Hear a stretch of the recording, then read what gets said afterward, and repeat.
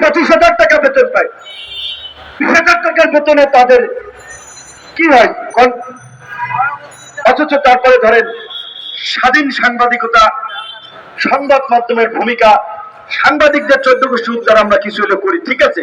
অনেক অসৎ সাংবাদিক আছে, সেটা আলাদা বিষয়, কিন্তু অনেকে আছে মন প্রাণে জার্নালিজমটাকে ধারণ করে, কিন্তু তারা তাদের জীবিকার সাথে সংগ্রাম করে এই পেশায় টিকতে পারছে না।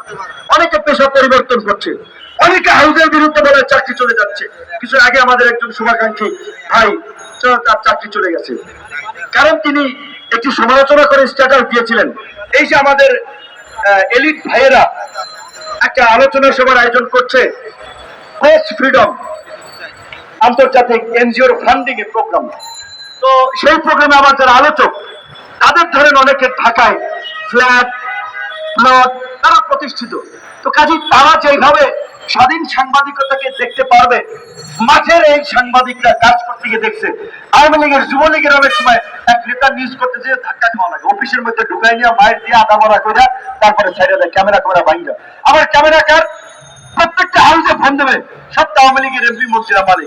কাজে ছাত্রলীগ যুবলীগ যদি আওয়ামী লীগের লোকেরা সাংবাদিকদের মারেও, ওইটা নিয়ে সাংবাদিকরা রাস্তায় প্রতিবাদ করবে বিচারের দাবিতে, যে 24 ঘন্টার মধ্যে সাংবাদিকের গায়ে যারা হাত তুলেছে তাদেরকে গ্রেপ্তার করতে হবে, এই জোর দিয়ে বলতে পারে না। আনার এমপি আনার মারা গিয়েছে, কয়েক ঘন্টার মধ্যেই স্বরাষ্ট্রমন্ত্রী বলে দিয়েছে এই ঘটনার সাথে ভারতীয়রা কেউ জড়িত না। ভালো, আপনার কাছে তথ্য আছে, ভালো, আপনি ভারতকে সেভ করতে, মানে ভারতের ভাষণের নাম মুখে আনা যাবে না। তো এখন আকাম কুকাম ভারত করলেও বলা যাবে না, কারণ তারা তো ভারতের গোলামী দাসত্ব করে ক্ষমতা আছে। এখন সেখানে ভারতের সম্মান, ওই যে বলছে স্বামী স্ত্রীর সম্পর্ক, ওই স্বামী রাষ্ট্রের সম্মান রক্ষা করার জন্য তারা আগেই এই কথা বলে দিচ্ছে, তাকে অন্য কিছু আমরা সেটা জানি না।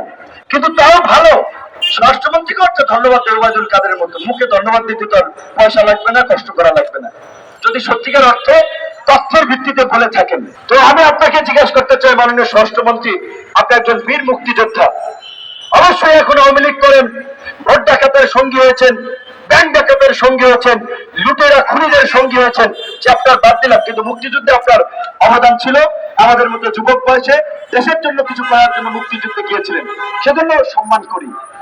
আপনি জবাব দেন, সাংবাদিক সাগর রুনি হত্যাকাণ্ডের প্রতিবেদন কেন 104 বার পিছিয়েছে?